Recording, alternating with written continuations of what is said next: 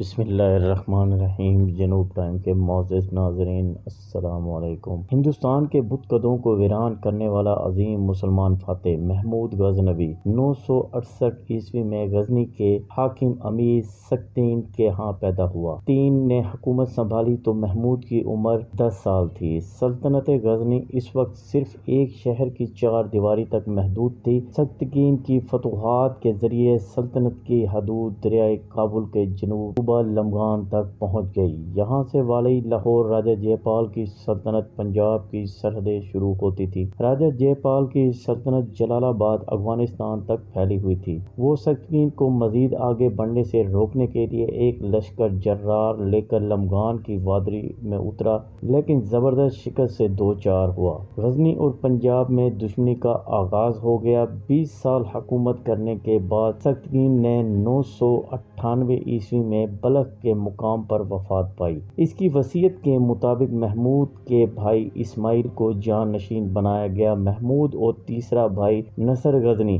دونوں نے اسماعیل کی تخت نشینی قبول نہ کی اور جنگ کر کے غزنی کا تخت حاصل کر لیا۔ محمود غزنوی 999 عیسوی میں جب غزنی کے تخت پر بیٹھا تو اس کی عمر 30 سال تھی۔ قدرت نے محمود کو ظاہری حسن و جمال سے محروم رکھا تھا۔ اس کا قد درمیانہ اور اعضاء متناسب تھے، لیکن چیچک کے داغوں نے چہرے کی رونق مٹا دی تھی۔ اس کی قوت برداشت غیر معمولی تھی۔ مسلسل سفر کی تکالیف آسانی سے برداشت کر لیتا تھا۔ وہ جنگی معاملات میں بہت تیز تھا۔ حملوں میں محمود ضرورت سے زیادہ سختی نہ اٹھاتا تھا۔ ایسی حکمت عملی اپناتا کہ مشکلات کم سے کم پیدا ہوں۔ اس کے سفری خیمے شان و شوکت رکھتے تھے۔ سپہ سالار کی حیثیت سے محمود اچھی طرح جانتا تھا کہ بلا وجہ اپنی جان کو خطرے میں ڈال دینا بہادری نہیں، لیکن ضرورت پڑتی تو وہ دشمن کے لشکر میں گھس جاتا اور صفیں الٹ کر رکھ دیتا۔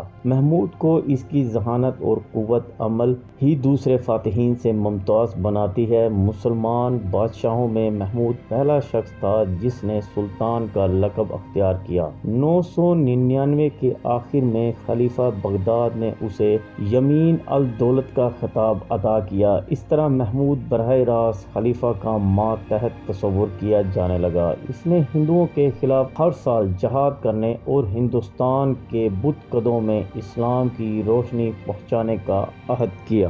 اگرچہ آئندہ 30 سال کے دوران وہ ہندوستان پر صرف 17 بار حملہ آور ہوا، لیکن واقعات نے ثابت کیا کہ عہد کرتے ہوئے محمود کی جو نیت تھی اس نے اس کا پاس ضرور کیا۔ سلطان محمود غزنوی نے حکومت سنبھالتے ہی بیدار مغز حکمران کی طرح اپنے حکومت کی بنیاد مضبوط کرنے پر توجہ دی اور ان علاقوں پر قبضہ کرنے کی کوشش کی جو سلطنت کے اقتدار کو نقصان پہنچا سکتے تھے۔ پھر اس نے ہندوستان کا رخ کیا۔ 1000 عیسوی میں سلطان محمود نے ہندوستان پر پہلا حملہ کیا، لیکن سرحد پار کر کے چند قلعوں کی تسخیر پر اکتفا کیا اور واپس چلا گیا۔ اگلے سال وہ 10,000 سواروں کے ہمراہ حملہ آور ہوا اور پشاور کے آگے خیمہ زن ہو گیا۔ جے پال 12,000 سواروں، 30,000 پیادوں اور 300 ہاتھیوں کے ساتھ مقابلے پہ آیا۔ دونوں اطراف کے بہادروں نے شجاعت کے جوہر دکھائے۔ 5,000 ہندو میدان جنگ میں کام آئے اور جے پال 15 راجکماروں کے ساتھ گرفتار ہوا۔ جے پال اور دوسرے قیدی خراج دے کر رہا ہوئے۔ حساس شکست سے مغلوب ہو کر جے پال نے خود کو زندہ جلا لیا۔ 1003 کے موسم سرما آغاز پر پہلی مرتبہ دریائے جہلم کے کنارے یورش کی اور شہر بھیرا اور اس کے ارد گرد کے علاقے سلطنت غزنی میں شامل کر لیے۔ 1004 عیسوی میں محمود نے ملتان کے حاکم داؤد کے خلاف علم جہاد بلند کیا، کیونکہ وہ کرامتی فرقہ سے تعلق رکھتا تھا۔ کرامتیوں کے نظریات اسلامی تعلیمات کے مطابق نہیں تھے۔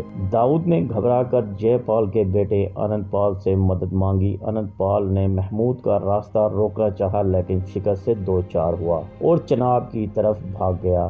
داؤد خود لڑنے کے قابل نہیں تھا۔ اس نے پابند شریعت ہونے کا وعدہ کیا اور 20,000 درہم سالانہ خراج منظور کیا۔ انند پال کا بیٹا سکھ پال مسلمان ہو ہو گیا۔ محمود نے واپسی پر اسے بھیرا کا حکمران مقرر کر دیا، لیکن جب محمود کو ترکوں کے ساتھ مصروف جنگ ہونا پڑا تو سکھ پال کی نیت خراب ہو گئی۔ اس نے اسلام ترک کر کے محمود کے سرداروں کو نکال باہر کیا۔ بلخ میں ترکوں سے فارغ ہو کر 1005 میں محمود بھیرا کی جانب متوجہ ہوا۔ سرحدی امراء نے سکھ پال کو گرفتار کر کے سلطان کے سامنے پیش کیا۔ محمود نے اسے قتل کر کے 4 لاکھ درہم کا خزانہ ضبط کر لیا۔ جو بھی ہندوستان میں سلطان کے ہاتھوں شکست کھاتا وہ کشمیر کا رخ کرتا، چنانچہ اس نے کشمیر کی طرف توجہ دی۔ 1006 اور 1007 میں محمود نے 2 مرتبہ کشمیر پر چڑھائی کی۔ اپنی مہموں کے دوران وہاں کے راجا نے اسلام قبول کیا اور محمود نے قلعہ ہدب اور گلچند فتح کیے۔ ہندوستان کا دروازہ اننت پال کے قبضے میں تھا، جو اننت پال بھی سلطان کے لیے مستقل پریشانی کا سبب بنا ہوا تھا۔ چنانچہ محمود نے طے کیا کہ یہ فتنہ ہمیشہ کے لیے ختم کر دیا جائے۔ اننت پال بھی سلطان کے ارادوں سے غافل نہ تھا۔ اس نے شمالی ہند کے تمام راجاؤں کو دیش و دھرم بچانے کے لیے امداد کی درخواست کی۔ راجاؤں نے پورے جوش و خروش کے ساتھ جواب دیا اور ایک بڑی فوج تیار کی گئی۔ 1008 میں برسات ختم ہوتے ہی محمود نے اننت پال پر لشکر کشی کی۔ وہن کے مقام پر دونوں فوجوں کا آمنا سامنا ہوا۔ دشمن کی تعداد بڑھتی جا رہی تھی، روزانہ جھڑپیں ہوتی، لیکن کوئی فیصلہ نہ ہو سکا۔ ایک دن مورکا آرائی جاری تھی کہ اننت پال کا ہاتھی آتش گیر مادہ پھٹنے سے خوف زدہ ہو گیا، میدان سے نکل بھاگا۔ ہندوستان فوج غلط فہمی کا شکار ہو گئی، اس میں بھگدڑ مچ گئی۔ غزنوی سپاہی 2 روز تک دشمن کا پیچھا کرتے رہے۔ اتنی زبردست فوج بھاگ جانے سے اننت پال کے لیے آنے والے راجاؤں کے حوصلے پست ہو گئے اور وہ واپس چلے گئے۔ سلطان دریائے بیاس کے بالائی حصے میں قلعہ بھیم پہ جا پہنچا۔ قلعہ کے مندر سے اسے 200 من خالص سونا اور 7 لاکھ طلائی دینار ملے۔ اگلے برس اننت پال نے صلح کے لیے ایلچی بھجوا دیے اور 2000 آدمی سلطان کی خدمت کے لیے نظر کیے۔ ہندوستان کا راستہ صاف ہو گیا۔ پنجاب کی سرحد پر ہندوؤں کا مشہور تیرتھ آستان تھانیسر پنڈتوں اور برہمنوں کا گڑھ تھا۔ یہاں تحریک زور پکڑ رہی تھی کہ متحد ہو کر مسلمانوں کو ہندوستان سے نکالا جائے۔ 1011 میں سلطان نے اس علاقے یعنی تھانیسر پر فوج کشی کی۔ اننت پال سے صلح کی وجہ سے اس کی سلطنت کو ہاتھ نہ لگایا، لیکن اس کی سفارش پر اہل تھانیسر سے سالانہ خراج لینا قبول نہ کیا۔ محمود کا کہنا تھا کہ میری خواہش ہے کہ ہندوستان سے بت پرستی مٹا دوں۔ تھانیسر کے راجا کو فرار ہونا پڑا۔ اننت پال کی موت کے بعد اس کا بیٹا بھیم پال پنجاب کا حکمران بنا۔ اس نے غزنی سے اتحاد کا رشتہ توڑ لیا۔ 1014 میں سلطان بھیم کی سرکوبی کے لیے آیا، لیکن وہ بھاگ کر کشمیر کی طرف نکل گیا۔ اگلے چند برس محمود کو مغرب میں گزارنا پڑے۔ 1018 میں اس نے ہندوستان میں دواب کا رخ کیا۔ سلطان کا لشکر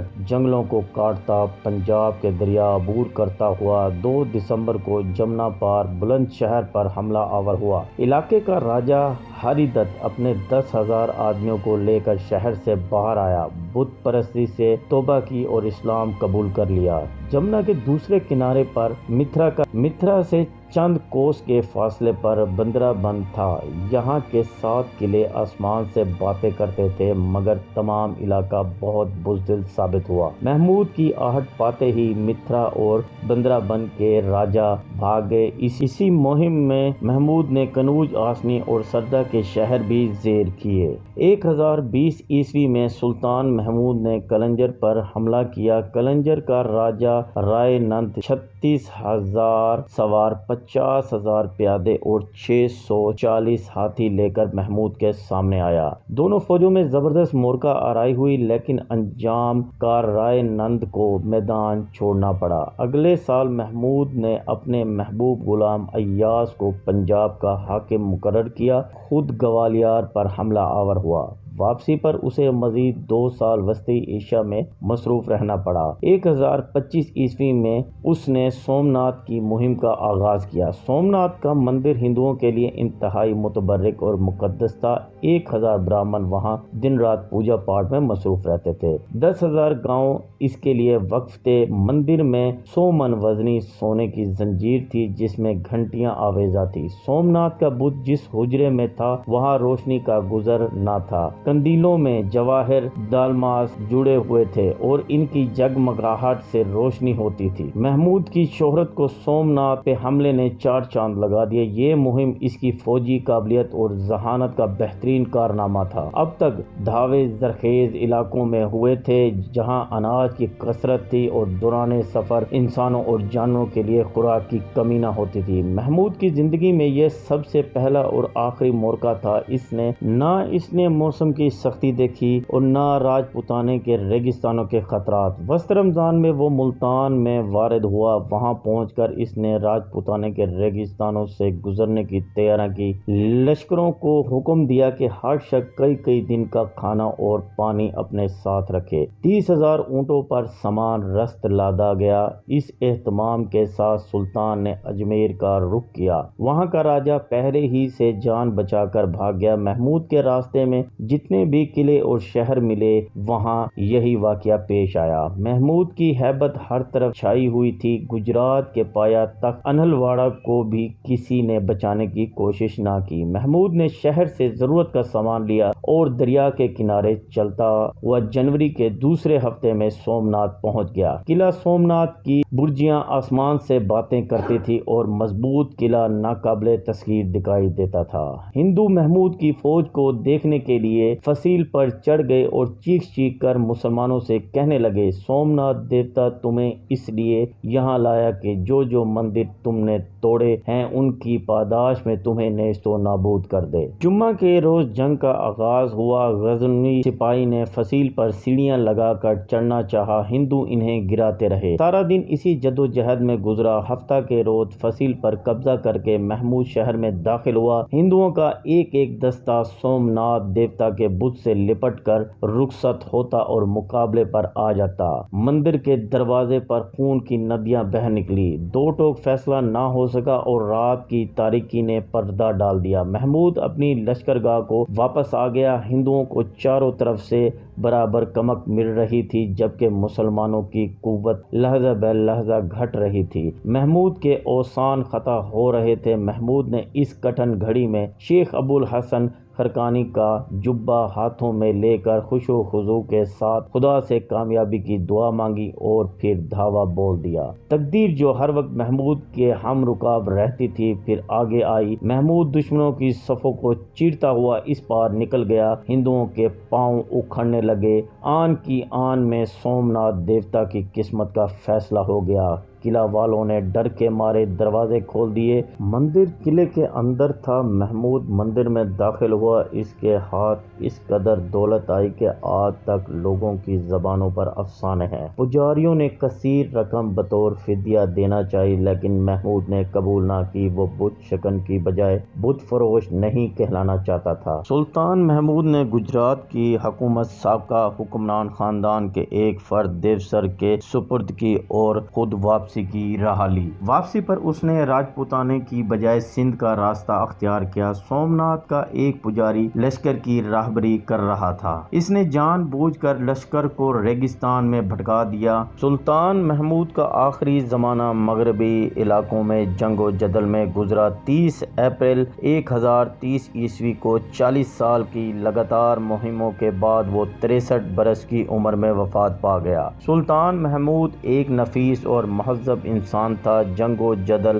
ان دنوں غیر مہذب کام نہیں سمجھا جاتا تھا۔ وہ ادب اور فنون، موقع شناسی اور اوچھے ہتھ کنڈوں کی بجائے بھرپور حکمت عملی اس کا اصل وصف تھا۔ اس کی تیز تر پیش قدمی اور اچانک حملے دشمنوں کو حیران و ششدر کر دیتے۔ سلطان محمود مذہبی جنونی نہیں بلکہ رواداری کا پیکر تھا۔ وہ جتنا بڑا فاتح تھا اتنا بڑا علم و فن کا سرپرست بھی تھا۔